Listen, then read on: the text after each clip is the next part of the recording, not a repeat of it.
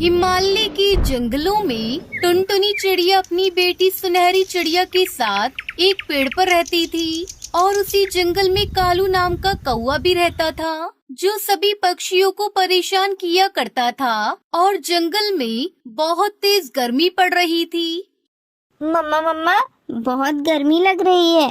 बारिश कब होगी मम्मा? बेटी, अभी बारिश का मौसम आने में समय है। बिटिया, तू मेरे पास आ, मैं तुझे पंखे से हवा कर देती हूँ, तुझे राहत मिलेगी। लेकिन फिर भी टुनटुनी चिड़िया की बेटी को तो बहुत गर्मी लगती है और वो टुनटुनी चिड़िया से कहती है, मम्मा मम्मा, चलो ना नदी किनारे चलते हैं। वहाँ पर ठंडी ठंडी हवा चलती है और हम वहाँ पर ठंडा ठंडा पानी भी पी लेंगे।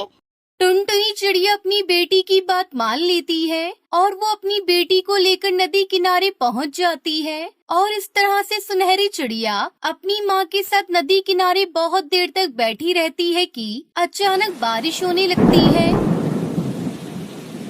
सारे पक्षी बारिश का आनंद ले रहे थे और बारिश धीरे धीरे बढ़ती जा रही थी।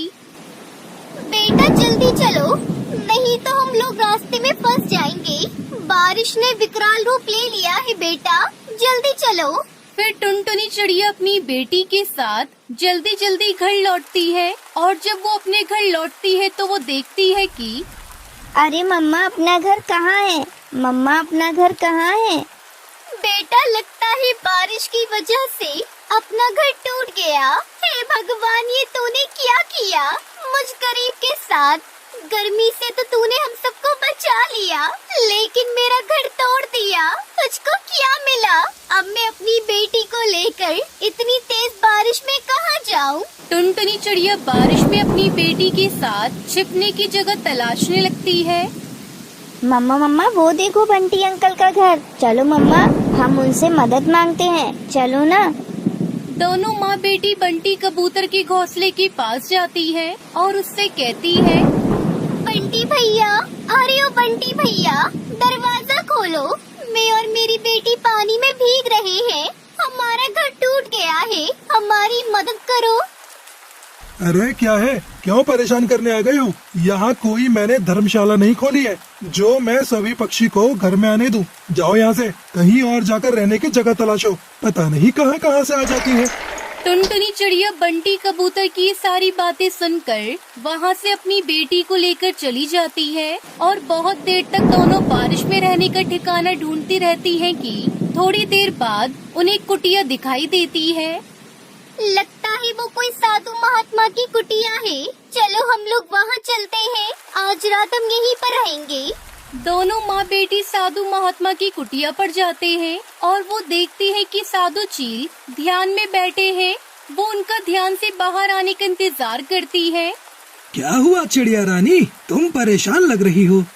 महात्मा जी, हमारा घर मिट्टी का था जो बारिश की वजह से पानी में टूट गया। हम बेघर हो गए। महात्मा जी, किसी ने हमारी मदद भी नहीं की। कोई बात नहीं चिड़िया रानी, तुम बारिश रुकने तक यहाँ रह सकती हो। महात्मा जी, आपकी कुटिया तो लकड़ी की बनी है, पर ये बारिश में क्यों नहीं टूटी? बारिश में तो लकड़ी गल जाती है ना? वो इसलिए बेटा, क्योंकि ये जादुई लकड़ी से बनी है और ये कितनी भी बारिश या फिर तूफान आने पर भी इसका कुछ नहीं बिगड़ेगा। ये लो जादुई लकड़ी, इसे साधारण लकड़ी के साथ मिला देना और फिर अपना घर बनाना, फिर वो भी नहीं टूटेगा। थोड़ी देर बाद बारिश भी रुक जाती है और टुनटुनी चिड़िया महात्मा जी की दी हुई जादुई लकड़ी से अपना घर बनाती है। पूरे दिन मेहनत करने के बाद टुनटुनी चिड़िया अपना लकड़ी का घर तैयार कर लेती है। फिर दोनों माँ बेटी जब अपने लकड़ी के घर में प्रवेश करती हैं तो वो अंदर से बहुत ठंडा होता है और वो बहुत खुश होते हैं। मम्मा, घर तो बहुत ठंडा है, इसमें तो गर्मी भी नहीं लग रही है। वाह मम्मा, महात्मा जी की लकड़ी ने तो कमाल कर दिया। ऐसा घर पूरे जंगल में किसी और का नहीं होगा मम्मा। फिर दोनों माँ बेटी खुशी खुशी उस लकड़ी के घर में रहने लगती हैं। लेकिन उनकी खुशी को उस जंगल में रहने वाले दुष्ट कालू कौवे से देखा नहीं जाता और वो एक दिन मौका पाकर कालू कौवा उनकी लकड़ी के घर पर कब्जा कर लेता है। जब वो दोनों माँ बेटी पानी पीकर नदी किनारे से वापस आती है तो वो देखकर हैरान रह जाती है। कालू कौआ उन दोनों से कहता है, और आ गई तुम। मुझे तुम्हारा ही इंतजार था।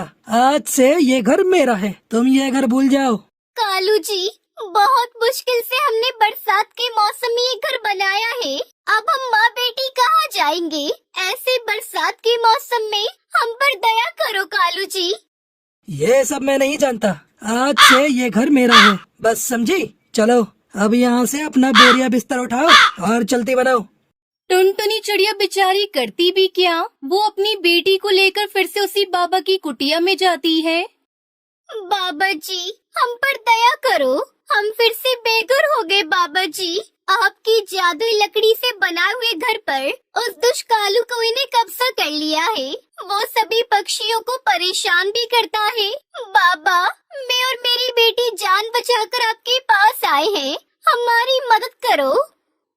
अरे चिड़िया बेटा, अब तुमको परेशान होने की कोई जरूरत नहीं है। वो जादुई लकड़ी का घर है। मैं अभी उस घर को वहाँ से यही किसी पेड़ पर जादुई शक्ति से ला देता हूँ, फिर तुम यहीं रहना।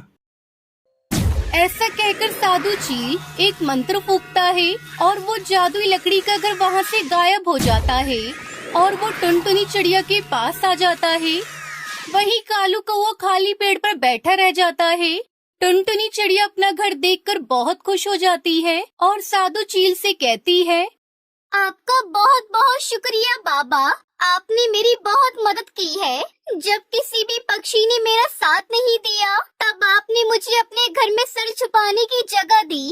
अब ये टुनटुनी चिड़िया आपकी हमेशा एहसानमंद रहेगी। इसमें एहसान की क्या बात है टुनटुनी चिड़िया? हर पक्षी का फर्ज बनता है कि वो दूसरे पक्षी की मदद करे। यही तो एक अच्छे पक्षी की पहचान है। ये सुनकर टुनटुनी चिड़िया अपने लकड़ी के घर में चली जाती है और अपनी बेटी के साथ खुशी खुशी रहने लगती है।